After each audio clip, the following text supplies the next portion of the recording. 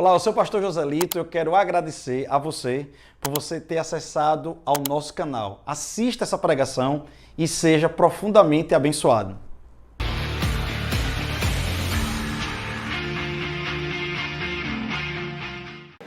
Eu tenho uma palavra para pregar nessa noite. Estava com saudade demais de todos vocês. Amém? Pode ligar as luzes todas, John aqui da nave. E vou tentar me comportar com óculos. Eu ainda não me acostumei com óculos, por isso que eu boto tiro. Eu queria que vocês abrissem João capítulo 5, versículo 1. Eu sei que Deus ainda tem algo para fazer nessa noite, amém? Eu sinto ainda o cheiro de um mover do Espírito. Então eu queria que você ficasse ligado. Pastor, como é ficar ligado? Sensível. Escuta a pregação, escuta a mensagem, como nunca. Escuta essa pregação como se amanhã você fosse morrer. Pastor, está repreendido, não estou agorando você não. Eu estou dizendo apenas uma predisposição de coração. Se jogue na pregação hoje. Em João capítulo 5, versículo 1. Hoje o tema é o paralítico, o encontro com o paralítico. O encontro da misericórdia.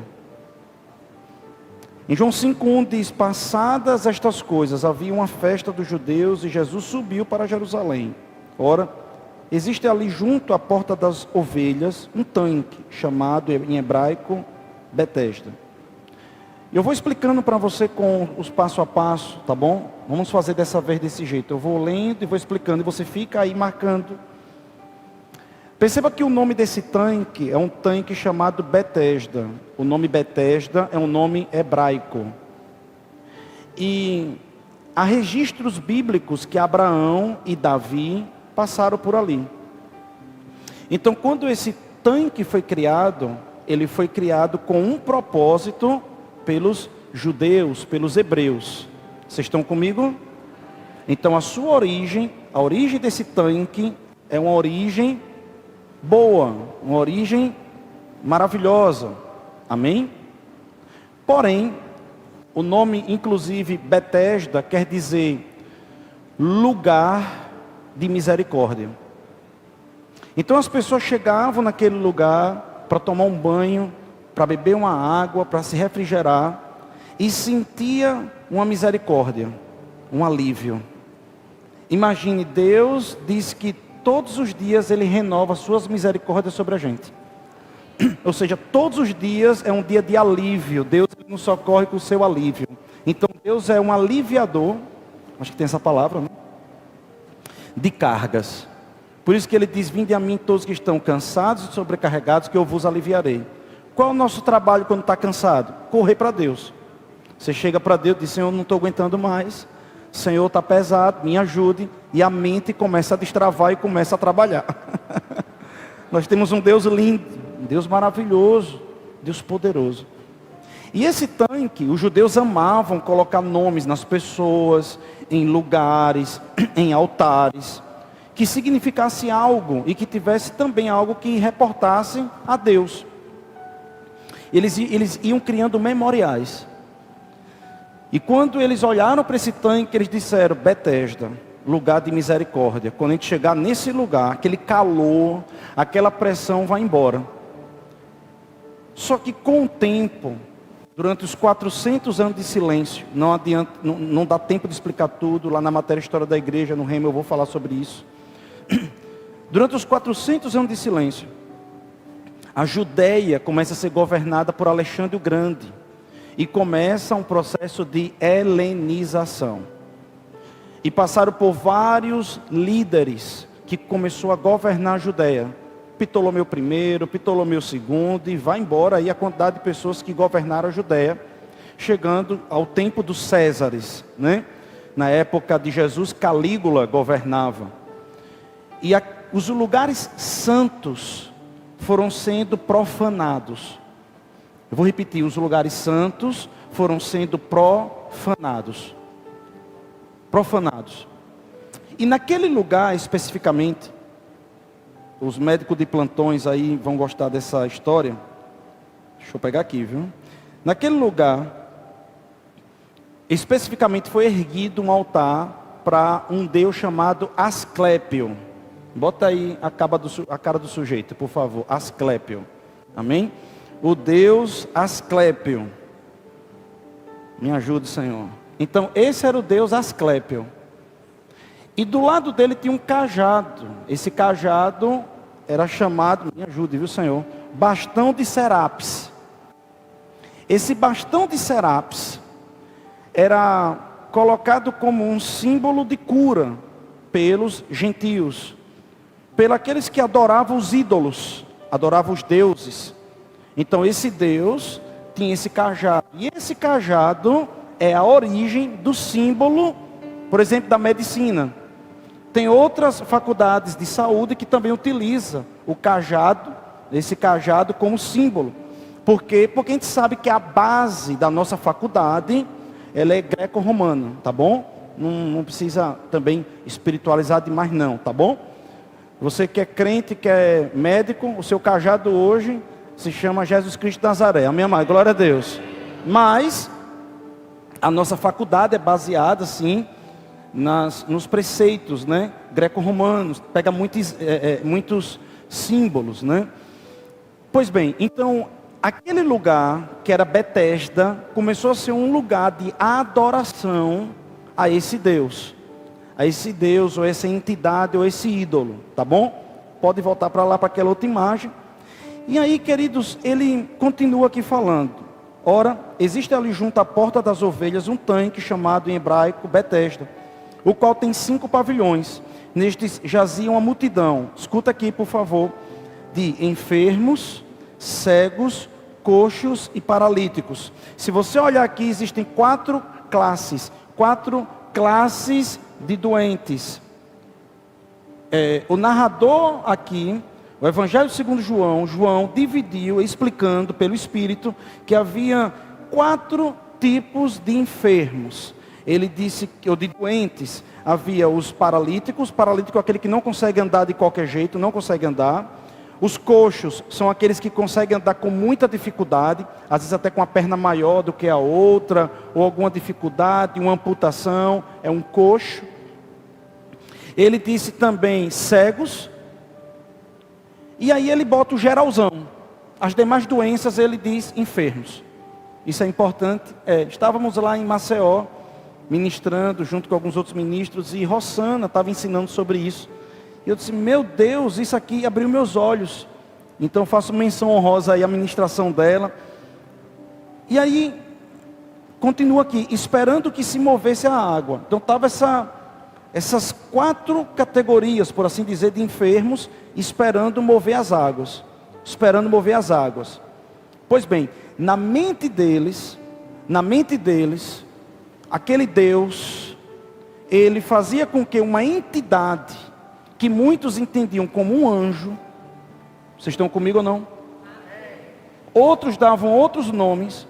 Hoje existem escavações, eu estou falando isso baseado em um livro que fala de escavações, que encontrou lá no tanque de Betesda esse Deus, todo esse ritual, o porquê desse contexto. Então estou contextualizando para vocês entenderem. Porque o comportamento de Jesus, quando se fala do anjo, é um comportamento de escárnio, é um comportamento de não estou nem aí. E se esse anjo viesse do Senhor, alguma coisa Jesus validaria. Vocês estão comigo ou não? Amém. Então, o que é que acontece? Ele diz o seguinte: porquanto um anjo descia em certo tempo, agitando-a, e o primeiro que estava no tanque, uma vez agitada a água, sarava de qualquer doença que tivesse. Estava ali um homem enfermo. Repito de novo, enfermo. Ok. Lembre que quando você tem um versículo taxativo, pelo princípio da taxatividade, você tem que fazer uma interpretação mais rígida, mais criteriosa, não larga, mais sintética. E aí quer dizer o quê? Se ele dividiu, eu não quero cansar vocês, mas tem um porquê de eu estar falando isso. Se ele dividiu em cegos, coxos, aleijados e enfermos, quando João vai narrar sobre aquele homem, ele não diz que aquele homem é cego, ele não diz que aquele homem é aleijado, ele não diz que aquele homem é coxo. ele diz que aquele homem é enfermo.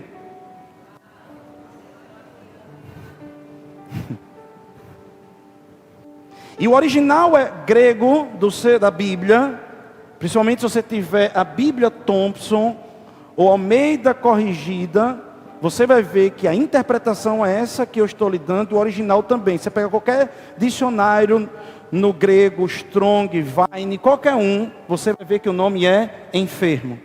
Agora, dilataram com o tempo, botaram um título lá em cima, por causa de quê? Que ele estava em cima em uma postura de aleijado. E nós vamos trabalhar sobre isso para vocês entenderem.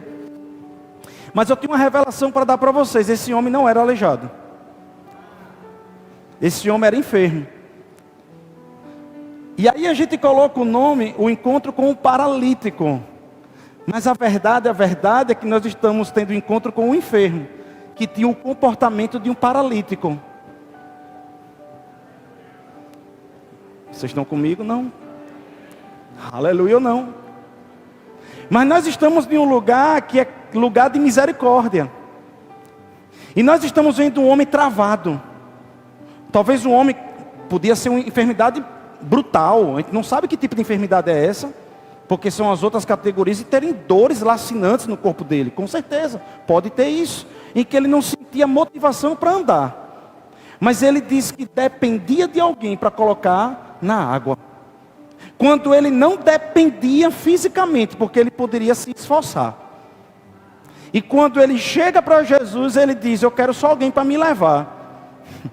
Mas Jesus não dá o que ele quer. Jesus dá o que ele precisa.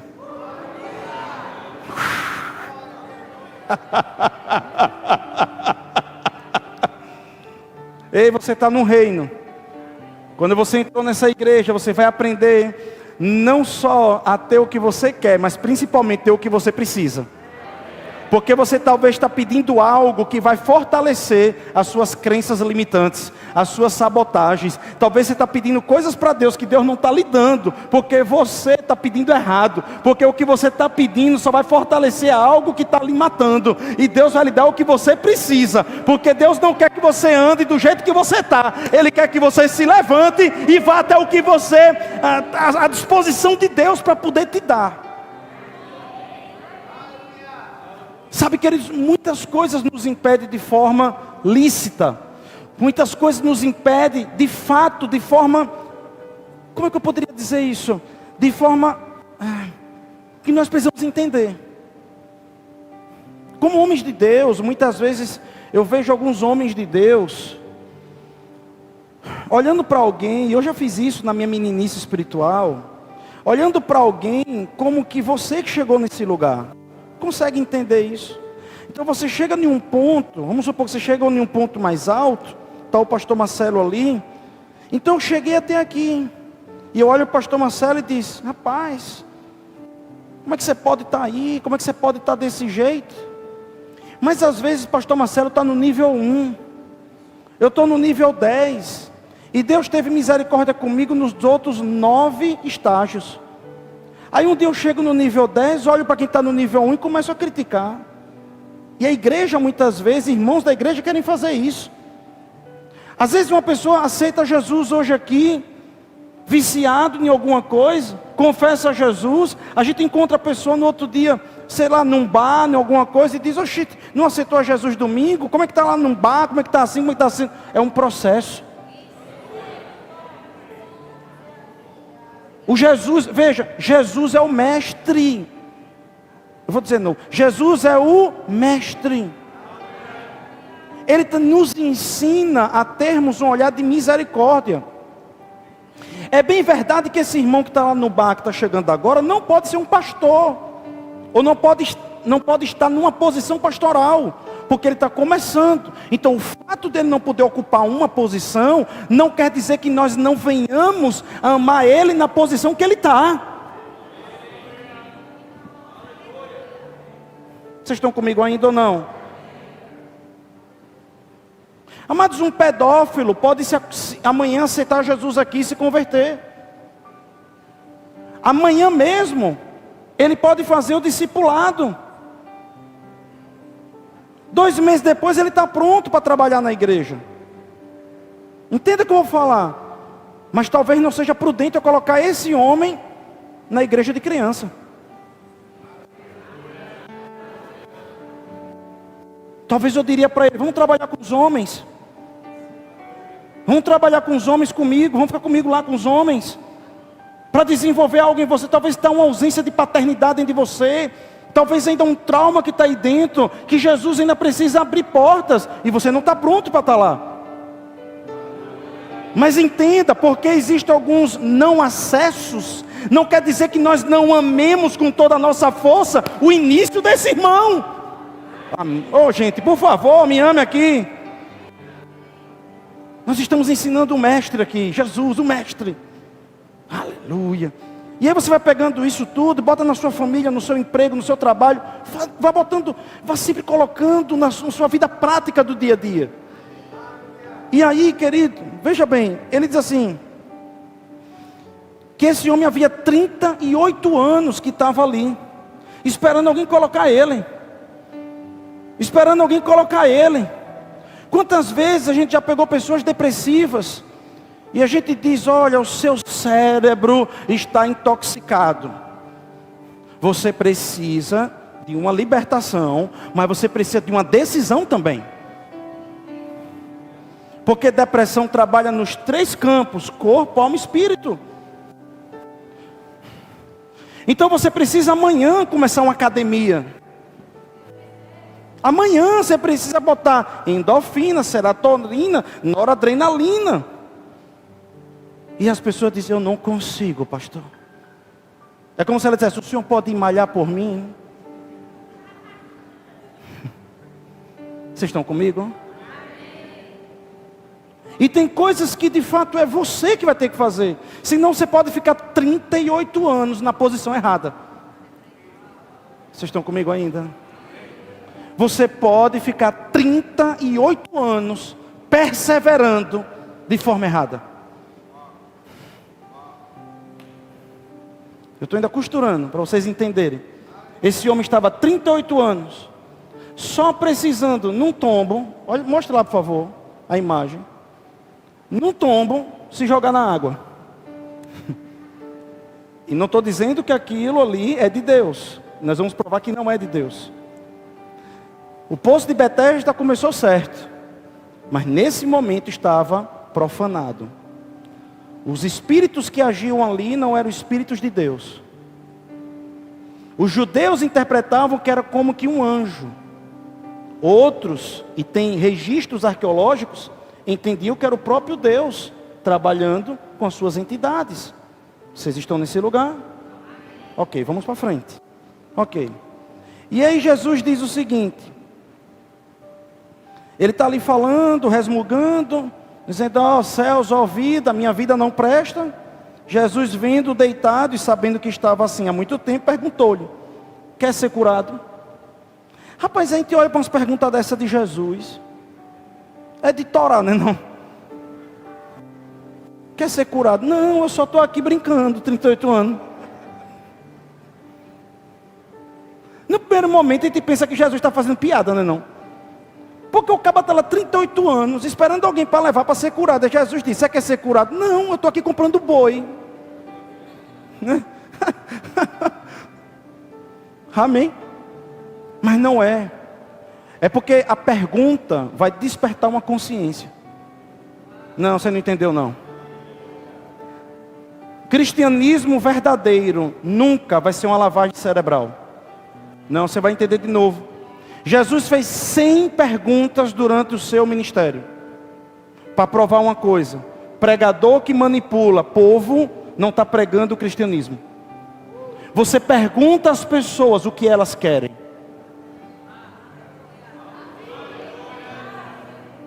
Muitas pessoas vêm ser aconselhadas, querendo que a gente abençoe o erro.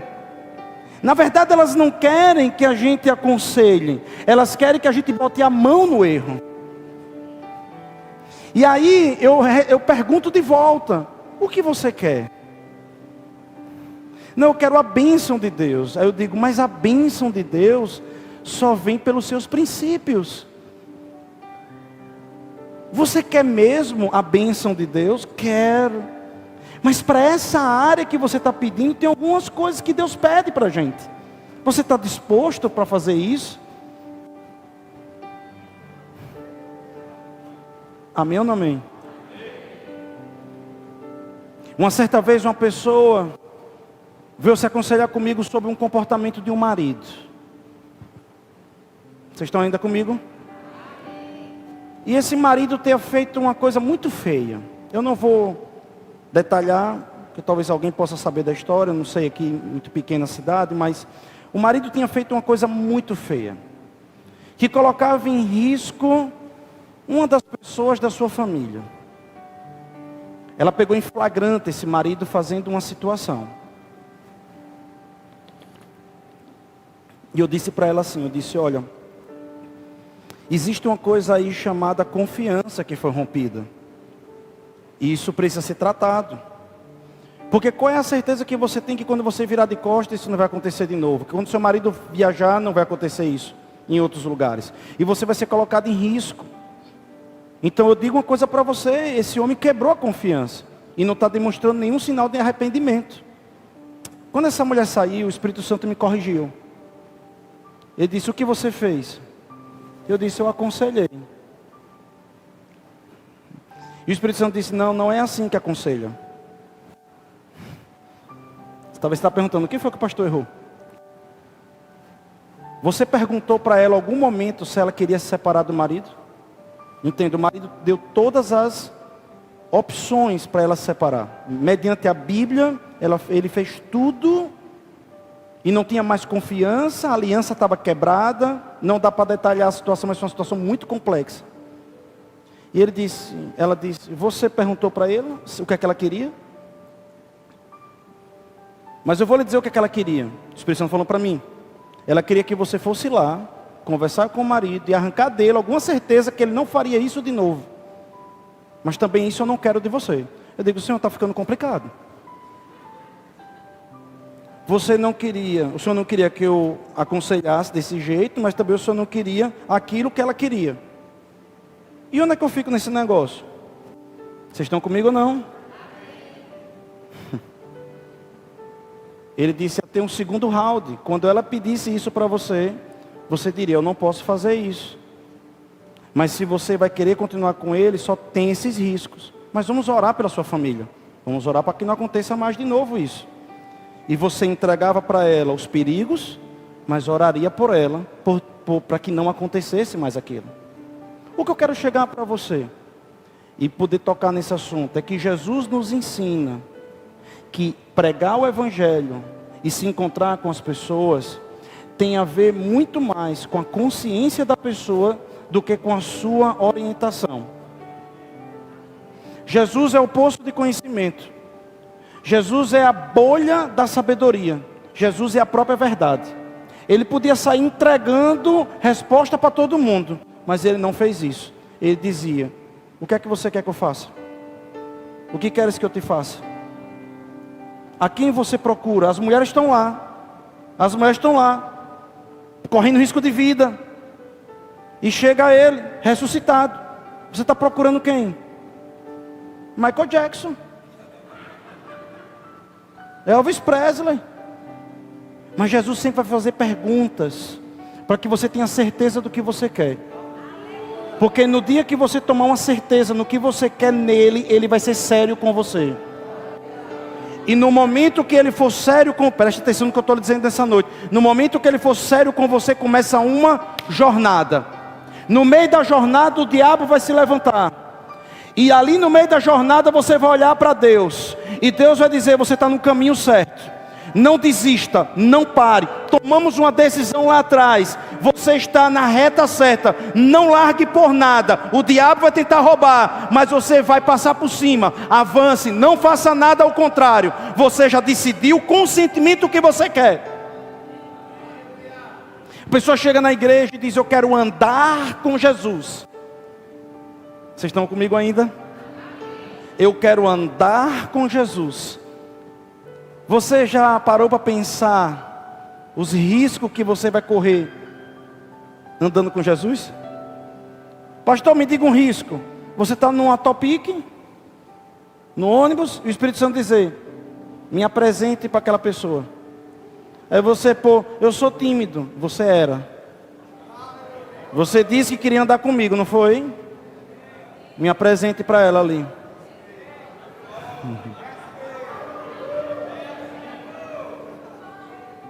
Oh, aleluia. Então Jesus, ele é muito sério com a sua decisão. Por isso que ele lhe pergunta antes, o que é que você quer? Eu sou sério. Jesus está dizendo, eu sou sério. Não sou homem para que minta, nem filho de homem para que se arrependa. Agora, meu irmão, se você pegar junto comigo, eu pego junto com você. Agora, tu não abre nem para um trem, porque eu não vou abrir também não. Por isso que o cristianismo é uma questão de consciência. E quando você faz uma pergunta, a consciência é levantada. Porque vem das suas entranhas aquela resposta. Porque não está vindo ninguém lhe manipular, mas está vindo uma convicção interna. Vocês estão comigo ainda ou não? Então pode parecer óbvio, mas não é óbvio. Ele está dizendo, você quer que eu te cure? Ele está dizendo, não é o poço não. Não é esse anjo não, que está dizendo que está aparecendo. Eu quero. Ok, se eu vou te curar, minha cura, minhas regras.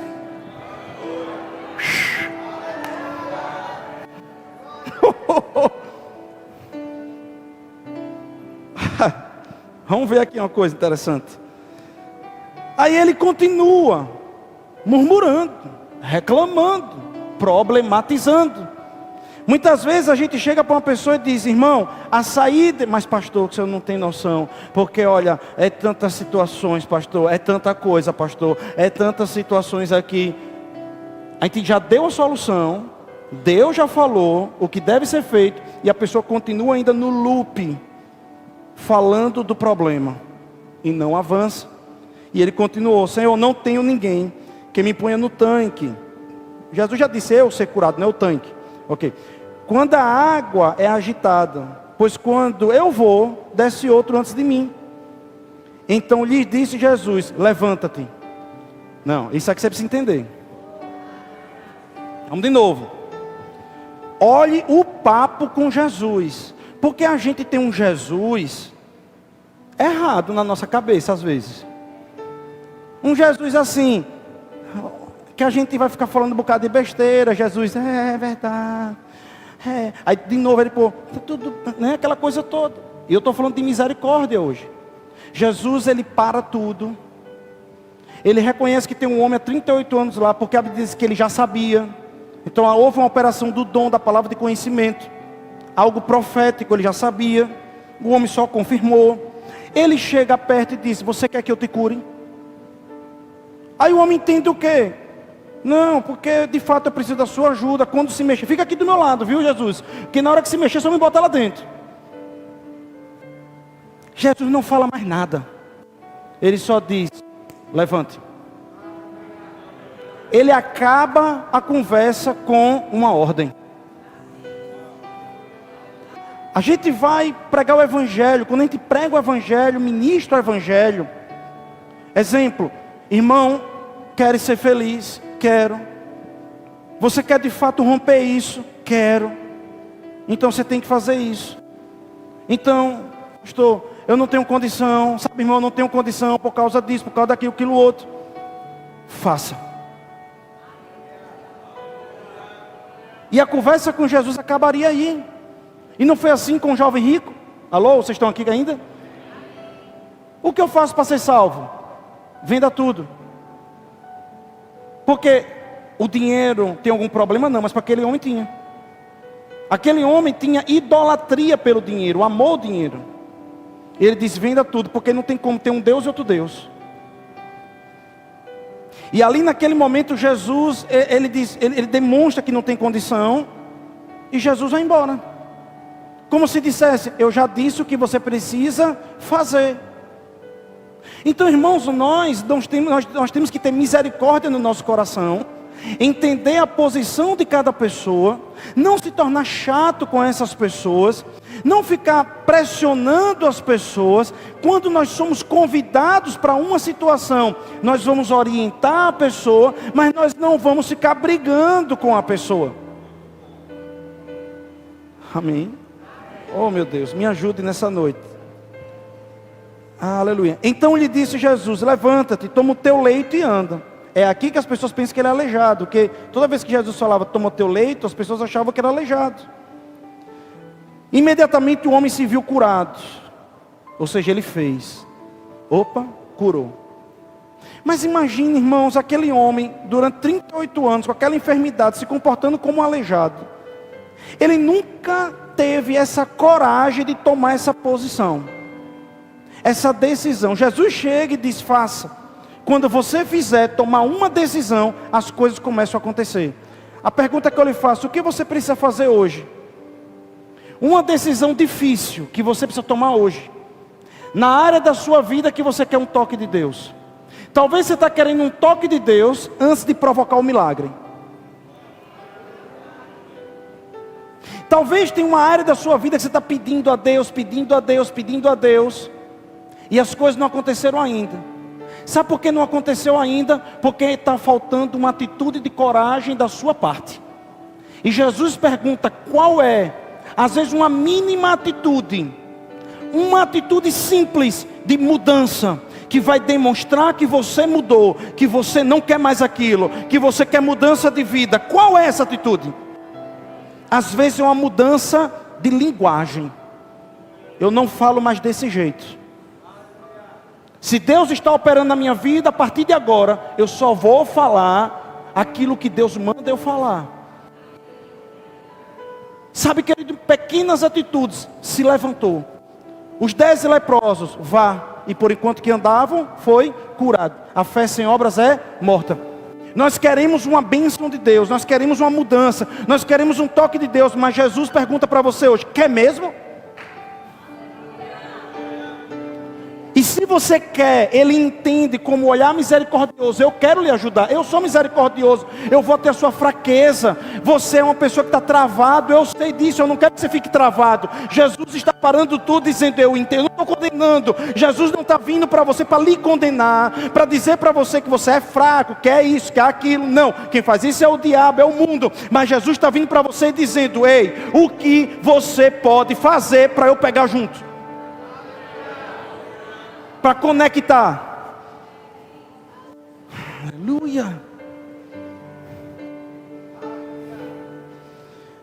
E aquele dia era sábado, por isso disseram os judeus ao que fora curado: hoje é sábado, e não te é lícito carregar o leito.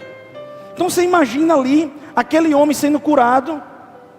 Chegam alguns irmãos que guardavam o sábado, me amem no que eu estou falando, e diz: ei, você está sendo curado? Eu estou sendo curado, a doença está indo embora, mas você não pode pegar o leito, porque é sábado. Sabe, isso quer dizer, daqui a pouco eu vou tratar um pouquinho mais sobre isso. Isso quer dizer, querido, que tem muitas pessoas que não aceitam que Deus haja, senão do jeito dela. Não, você não está entendendo isso?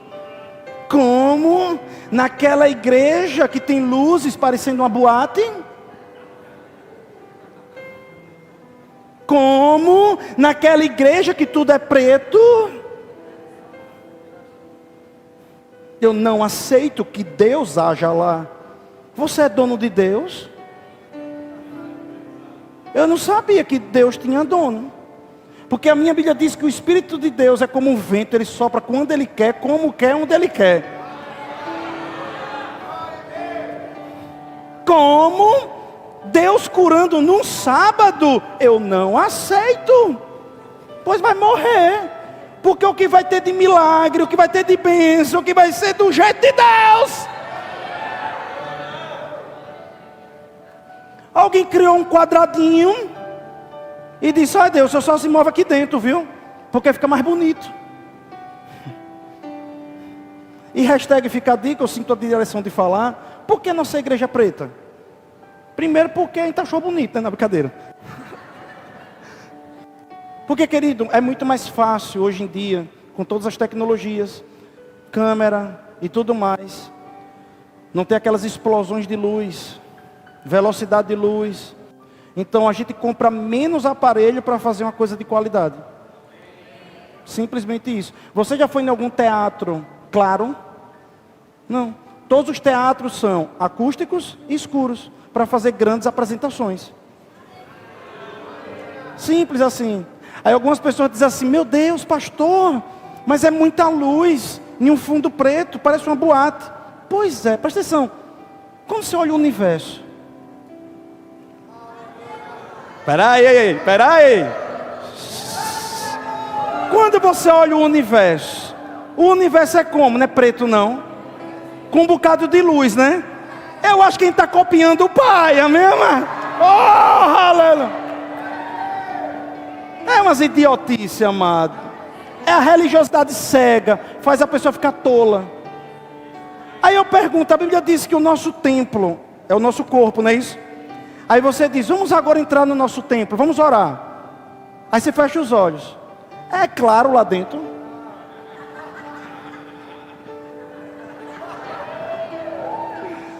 Eu vou de novo. É claro, aí dentro, quando você fecha os olhos, é claro. E você não adora, ora tranquilo. Então deixa escurecer, esclarecer. Deixa o Espírito Santo tomar, irmão. Umas besteiras. Religiosidade. E Jesus não faz parte desse negócio não. Eu quero é curar gente, salvar. Eu quero esse negócio. Vocês estão aqui comigo ainda? Então, amado, Deus se importa com cada um de nós. Sabe, esse encontro de misericórdia é algo que nos ensina muita coisa. Porque ele começa a quebrar 3 pilares. Eu quero ser bem rápido. O primeiro pilar que Jesus ele quebra aí é o pilar do misticismo. Quando Jesus se encontra com aquela situação, não é mais o tanque de Betesda da época de Davi, não é mais o tanque de Betesda da época de Abraão. Já é um tanque de Betesda místico. Vocês estão comigo ou não? É um tanque de Betesda misturado. Sabe, existem religiões cristãs que entenderam que o Brasil é assim. Que entenderam que o Brasil é místico. Gosta de misturar uma coisa com outra. Como nós estamos hoje em cadeia nacional, internacional, internet, eu prefiro não dar nomes. Mas fica muito claro. As pessoas entendem que, olha, o brasileiro é místico. Então vamos colocar coisas para que o brasileiro possa se apegar. Possa se apegar. Sabe, eu vim de uma religião, antes de ser evangélico, que quando eu cheguei na igreja, eu disse, a igreja é tão vazia. Não tem um negocinho ali, não tem outro negócio. Na igreja que eu fazia parte anteriormente tem um negócio, outro negócio, outro negócio. Como é que eu faço agora? E minha esposa me ensinando. Não, você fecha os olhos, levanta os braços e se conecta com Ele. E eu como se conecta? Como é isso? Vocês estão comigo? E você vai desenvolvendo intimidade.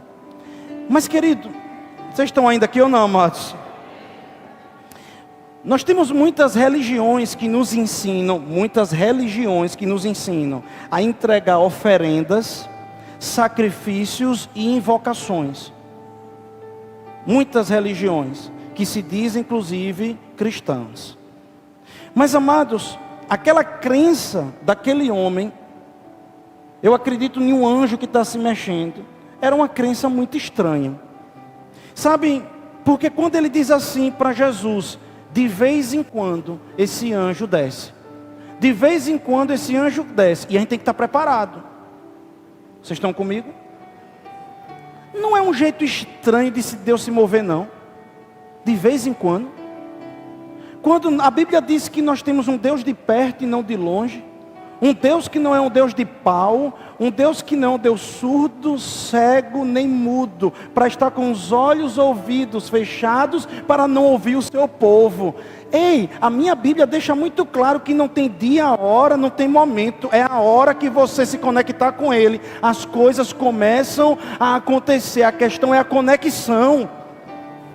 Então, de vez em quando, Deus diz, esqueci do poço. Tem algumas pessoas lá, mas é só um, viu? É só um, vamos lá? Tum. Imagina, irmão. Imagina uma correria de aleijados, cegos, pessoas que precisavam de cura. Querido, aquela coisa horrível. Vocês me amam no que eu estou falando. Vamos ter misericórdia nesse sentido. Uma coisa horrível. De pessoas necessitadas, pessoas que precisavam de uma ajuda. Agora imagine um Deus do lado de cá, dizendo assim: é só um, e vai tocar só um lá. Tum. Agora você imagine se encontrando, presta atenção no que eu estou dizendo agora, por favor. Agora imagine você se encontrando com o Felizardo, com alguém que de fato foi curado. Talvez a gente se encontrar muito com as pessoas que não foram, mas vamos supor que a gente se encontrasse com quem foi curado, quem foi sarado. E essa pessoa vindo sorrindo, feliz, alegre, dizendo assim: eu fui sarado quando eu toquei naquela água. Provavelmente no outro dia enchia mais pessoas ainda naquele lugar. E como é que Jesus lidou com esse engano? Gente, eu queria que você se ligasse comigo aqui. Como Jesus se ligou com esse engano? Você já imaginou alguém dizendo bem assim: olha, um hinduísta, a gente sai um pouco da nossa nação, para não tirar nenhum estereótipo. Um hinduísta dizendo: olha, eu fui no meio da mata, eu fui no templo dos ratos, e lá eu peguei uma botija de leite e botei para um deus rato, e um deus rato veio, me contemplou. Bota na internet, você vai ver isso lá. E o rato veio, lambeu, entrou, e ele deixou um pouco para mim na hora que eu bebi. Existe essa adoração, tá bom? Existe isso na Índia. E ali na hora que eu bebi, eu fui curado. Imagina essa pessoa chegando para você: mas eu fui curado. Vocês estão comigo? O que você diria para essa pessoa? Oh, isso é uma obra de engano.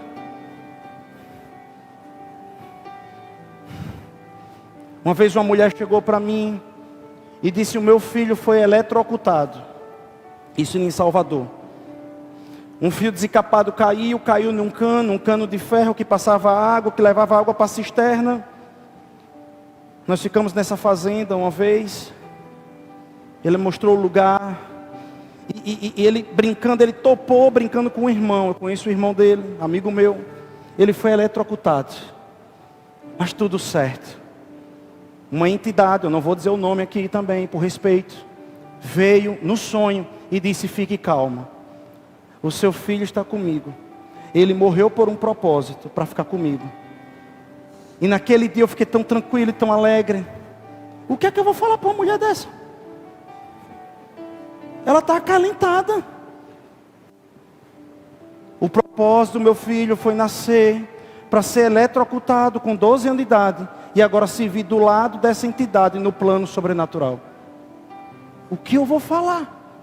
Eu estou tocando em coisas difíceis nessa noite, mas coisas que vão esclarecer você. Me ame agora, por favor. O que eu vou falar? Nada. Eu vou falar a mesma coisa que Jesus fez. Jesus não olhou para o anjo, Jesus não olhou para o tanque de Betesda. Ele disse: pois é, mas tem algo mais poderoso aqui. Tem algo maravilhoso, tem algo extraordinário, tem algo lindo. E eu queria que você provasse dessa nova água. Que bênção! Muito bom que você teve esse milagre. Que maravilha que você teve esse toque sobrenatural. Mas eu quero te dizer algo: existe não só uma janela, mas existe uma porta gigantesca e sobrenatural. Eu quero mostrar para você. Se você teve essa experiência espiritual maravilhosa através dessa entidade, imagine agora com o Deus dessa entidade. Um Deus maior. Sabe o que a religião faz? Fica brigando. É mentira, é do diabo, é do cão. Irmão, aquilo ali tem sido uma bênção para aquela pessoa. Não briga. Mostra um novo e vivo caminho, só isso. Sabe, às vezes nós tiramos um versículo do contexto. Eita Jesus. Nós tiramos um versículo do contexto e começa a criar religiosidades. Isso não só com todas as outras religiões não. Protestantes agora, eu quero falar de protestantes. Quantos protestantes a gente conhece que pega um versículo, distorce, e vocês: rapaz, não é isso que eu estou aprendendo não. Que Deus é esse que você está pregando? Oh, pastor, existe um Deus que mata, que fere, que pune, que enterra. É coveiro. É um Deus coveiro. Oh, pastor, o meu Deus é um Deus de amor, mas de juízo. Não, a minha Bíblia diz que Deus é um Deus de amor. Agora quem vem para roubar, matar e destruir é o diabo, com a brecha que as pessoas dão. Então o diabo está lá e Deus está cá. Vocês estão aqui, amados? Então quem fez essa presepada? Brecha e o diabo. Agora Deus está do lado de cá dizendo: eu saro, eu trato, eu cuido, eu aviso, eu mostro. Sabe, às vezes eu vou no enterro e algumas pessoas dizem: pastor Beltrano morreu, por que Deus deixou isso? E ali eu começo a perguntar algumas coisas. E quando a gente começa a fazer algumas perguntas, a gente percebe que já vinha sendo alertado muitos anos antes. Pare de fazer isso, se cuide mais nisso, se cuide mais naquilo. A pessoa morre. Quando a pessoa morre, cadê Deus? Deus estava avisando. Mas Deus não vai roubar o livre-arbítrio. Ô glória, que bem você está aqui hoje. Sabe, amado, Jesus não curou com água. Jesus não usou nem a fonte. Ele só deu uma palavra. O que curou aquela pessoa ali? A palavra. Repita comigo, diga a palavra. Repita de novo, diga a palavra. O que foi que curou aquele homem? Levante. Levante. Levante, levante. Levante, bora. Bora. Vamos parar com esse negócio. Pastor, estou triste que eu fui traído. Bora, levante. Pastor, estou triste. Eu parei os meus sonhos porque um dia Beltrano me apunhalou. Parou com isso. Bora, levante. Pastor, eu estou traumatizado porque eu abri um negócio, não deu certo, o outro não deu certo, mas esse agora vai dar. Pronto, agora esse vai dar. Pare de olhar para o passado. Pare de ficar enfermo nos seus sonhos e na sua visão no chão. Jesus está dizendo: o que queres que eu te faça? O que você quer que eu faça? Primeiro comando: fique em pé e ande para frente. Pare de choramingar. Pare de chorar o leite derramado. Passado não muda mais. Você só tem o presente. Faça o seu melhor no presente, ponto final. Que Deus cuida do resto. Deus cuida do seu futuro. A segunda destruição que Jesus fez, bem rapidinho, mais 5 minutos. Ele quebrou a religiosidade. Primeiro o misticismo, a mistura. É cristianismo, não é? O que é isso? Depois a religiosidade. Sabe, quando ele vê aquela pessoa ali sendo curada, repara a onda. Rapaz, você está sendo curado no sábado, como é que pode? Rapaz, eu tive um encontro com Deus. Na onde? Na Verbo da Vida. Oxi, e está negando sua fé. Eu fazia parte de uma igreja desde criança. Um dia, aí eu ia, escuta isso, presta atenção, por favor, me ame. Eu ia para os cabaré. Irmão, eu ia para os cabaré quase todo dia. Estou falando a verdade para você. Eu ia para a boate do Augusto, para a boate disso. Como Deus me, eu já contei essa história, como Deus me deu uma certa inteligência. Eu estudava pouco, fazia a prova, estava massa. Meu pai passava 4 dias no sítio. Eu tinha 4 dias de liberdade na semana. E por aí vai. Chegava final de semana, 3, 4 horas da manhã. No dia que eu digo, me converti.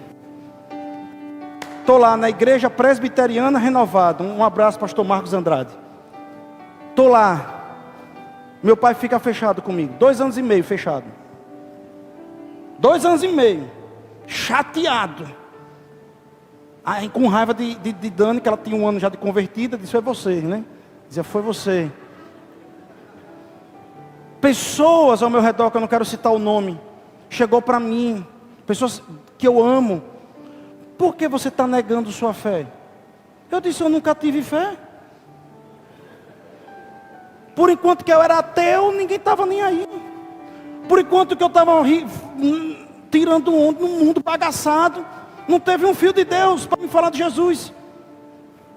Mas eu me converto, me apego ao Senhor, mudo minha vida. Aí vem as pessoas, os religiosos. Você está mudando a sua fé. Eu nunca tive para perder. E agora que eu estou firme, está incomodando. Agora eu chego na hora. Agora eu estou pensando em casamento. Agora eu estou sendo uma pessoa fiel. Agora eu estou pensando em uma pessoa que pensa em família. Agora eu quero construir coisas. Eu quero trazer pessoas para perto. Eu quero que minha família esteja na base do Senhor. Meus filhos sejam adoradores do Senhor. Eu quero. Agora eu estou errado? Como assim?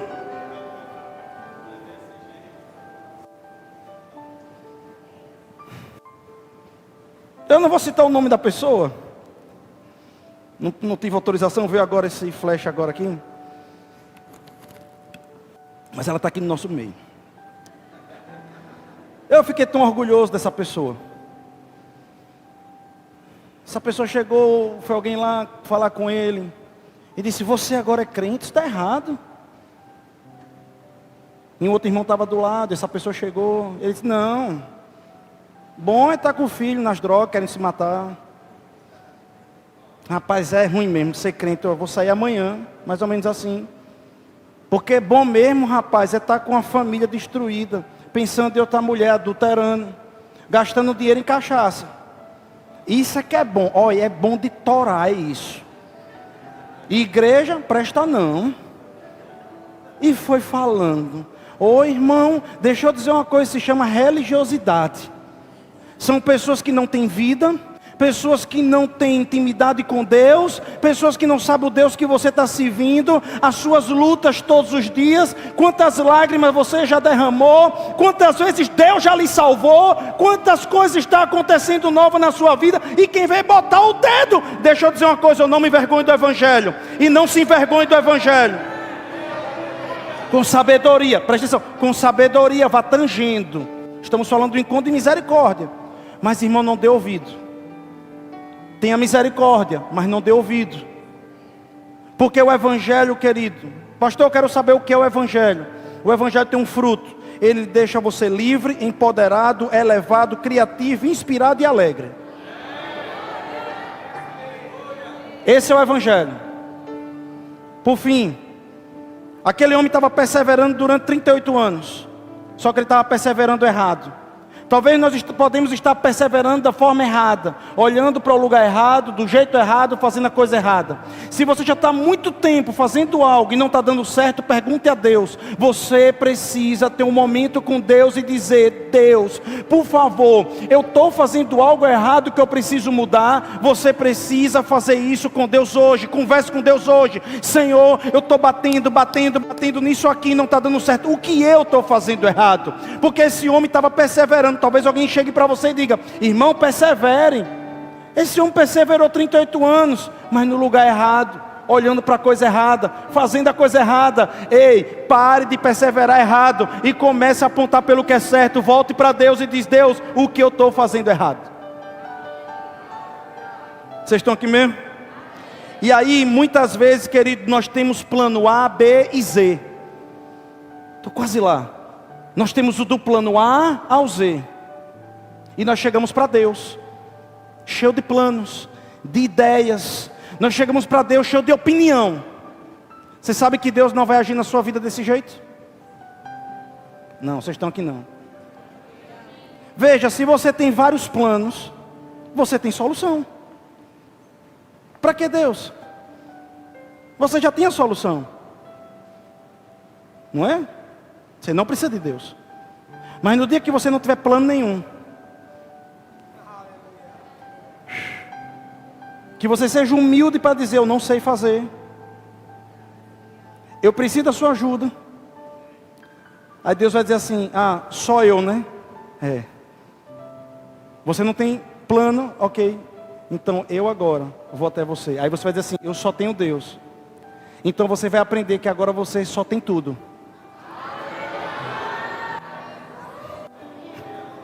Eu vou repetir isso de novo.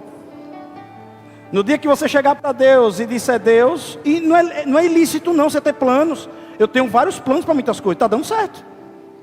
Agora tem coisas que eu sou rápido. Deus, olha, isso aqui eu não sei não, viu? Olha, isso aqui eu não sei não. Como é que faço aqui? Pai, isso aqui eu não sei o que fazer. Eu não sei o que fazer nisso aqui. Me ajude. Deus começa a ajudar. Porque você reconhece, eu só tenho o Senhor nessa área.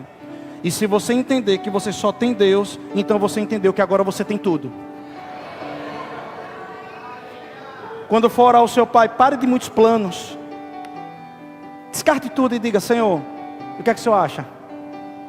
O que é que o Senhor, papai, diga aí o que é que o Senhor acha? Paizão, e aí? Olha, isso aqui está travado, eu não sei não, isso aqui eu não sei, eu estou sendo sincero, eu não sei. Deus, Ele começa a agir. Vocês estão aqui ainda, meu Deus. E o último ponto, o legalismo. Sabe, irmãos, o legalismo aconteceu lá no versículo 10 ao 13. Eu vou ler rapidinho. Por isso disseram os judeus ao que foram curados: hoje é sábado e não é lícito carregar o leito. Aí agora saímos da religiosidade. Saímos do misticismo, a religiosidade, agora entramos no legalismo. Olha aí, ele diz, ao que ele respondeu, o mesmo que me curou me disse, toma o teu leito e anda. Perguntou-lhe eles, quem é o homem que te disse, toma o leito e anda? Mas o que fora curado não sabia quem era, porque Jesus se havia retirado por haver muita gente naquele lugar. E ele continua dizendo, o homem retirou-se e disse aos judeus que fora Jesus que eu havia curado. E os judeus perseguiram Jesus porque fazia estas coisas ao sábado. Mas ele disse, meu pai trabalha até agora e eu trabalho também. Por isso, pois, os judeus ainda mais procuravam matá-lo, porque não somente violava o sábado, mas também dizia que Deus era seu próprio pai, fazendo-se igual a Deus. No versículo 24, em verdade vos digo, quem ouve a minha palavra e crê naquele que me enviou, tem a vida eterna, não entra em juízo, mas passa da morte para a vida. Grupo de louvor, vem cá rapidinho, por favor. Queridos, a feitiçaria se esgota, a idolatria se esgota, a religiosidade se esgota, o misticismo se esgota, mas a Bíblia diz que as misericórdias do Senhor lá em Lamentações nunca se esgotarão. Deus é inesgotável. Eu quero finalizar de verdade agora, pela quinta vez, dizendo o seguinte: Jesus, Ele está curando. Ele agora cura no sábado. Os judeus ficam doido. Como é, meu irmão, que esse cara está curando no sábado? Presta atenção nisso. Como é que esse cara está curando? Ele é louco. Ele é doido. Ele está fazendo isso no sábado. Amém. Aí daqui a pouco Jesus diz, Pai. Como é Pai? Só para vocês entenderem, os judeus não chamavam Deus de Pai. E para eles falarem Jeová, que não se sabe o nome correto, eles passavam óleo aqui, passava na boca, na mão direita e no pé. Então toda vez que eles iam falar o nome Jeová, ou poderia ser Jireh, ou Javé, não se sabe o nome correto, eles faziam todo esse procedimento. Aí está o tempo todo Jesus, Pai, não está chamando de Jeová, está dizendo, Pai, Pai. E tem uma hora que os judeus estão assim, apurrinhando Jesus. Aí Jesus diz assim, Abba, Pai. Lá com a mulher que estava querendo, ia ser apedrejado. Me escuta, vai comigo, vamos lá. Entenda, os judeus não aceitavam que fizesse nada no sábado. Jesus começa a fazer. Daqui a pouco os judeus, eles, para poderem falar com Deus, eles tinham que fazer todo um ritual. Agora vem um homem que chama Deus de Pai. Daqui a pouco esse mesmo homem que chama Deus de Pai, chama Deus de Painho. Porque Abba Pai é diminutivo de pai, é painho, é painho. Um pai íntimo, Abba Pai, meu pai íntimo. Aleluia. Jesus está dizendo, ei, eu estou quebrando tudo. Eu estou quebrando tudo, porque eu quero levar um povo a parar de depender de misticismo. Eu quero levar um povo a parar de depender de ídolos, de coisas feitas por homens. Eu quero levar esse povo para estar dentro da casa do painho. Eu quero ensinar esse povo a ter um relacionamento com o pai, como pai e filho. Talvez você diga assim, pastor, quando fala esse nome pai, me dói no coração. Sabe, tem pessoas na igreja, escute isso, tem pessoas na igreja, que quando alguém, um pastor, isso é pesquisa. Eu prego sobre isso nos meus treinamentos. Tem um momento que eu vou falar sobre solitude no treinamento profético. E lá dentro eu vou ensinar algo que vai falar sobre traumas com seus pais. Nós somos uma geração que tivemos muitos traumas com nossos pais. E quando um pastor diz, entre no seu quarto e vá ter relacionamento com seu pai, as pessoas inconscientemente, muitas vezes não sabem ter relacionamento com Deus, porque a figura de pai é uma figura de um pai que não teve intimidade. Vocês estão comigo aqui, por favor, vocês estão comigo? Mas eu queria que você quebrasse isso hoje. Porque o pai que você tem no céu, ele disse que uma mãe pode se esquecer do seu filho, pode, mas o seu pai nunca vai se esquecer de você. A Bíblia diz que o nosso pai é como uma galinha que protege os filhos, amém? Os seus pintainhos, os seus pintinhos de um ataque de uma águia, por exemplo, de um falcão. Deus, Ele está cobrindo você. Eu quero deixar muito claro, eu quero finalizar aqui, meu irmão. Quebre hoje, nesse encontro que você está tendo, desse ensino poderoso. Sei que a gente passou um pouco da hora, mas é muito importante, nós temos conhecimento. Irmão, quebre hoje toda a ideia errada do Deus que você serve. O Deus que nós servimos é um Deus que está chamando você. Sabe por que nós temos a Santa Ceia? Porque Deus está lhe convidando para ceiar com Ele. Aqui é a casa do nosso Pai, aqui é a casa do relacionamento, da intimidade. Mas quando você fecha aquela porta e vai embora, não acabou seu relacionamento. Pelo contrário, agora você vai botar em prática. E a Bíblia diz que se você entregar sua vida para o Senhor com todo o seu coração, entregar sua vida para Ele com todo o seu coração, a Bíblia diz que você sai da morte para a vida. Talvez, irmão, você já entregou sua vida para um ídolo. Talvez você já entregou sua vida para uma religião. Talvez você já entregou sua vida, meu irmão, para um tipo de espiritualidade. Mas você nunca entregou sua vida de verdade para Jesus. E Jesus está nessa noite dizendo, ei, por que você não deixa esse poço? Por que você não deixa esse poço de religiosidade, esse poço de misticismo e vem para a fonte? A fonte da vida.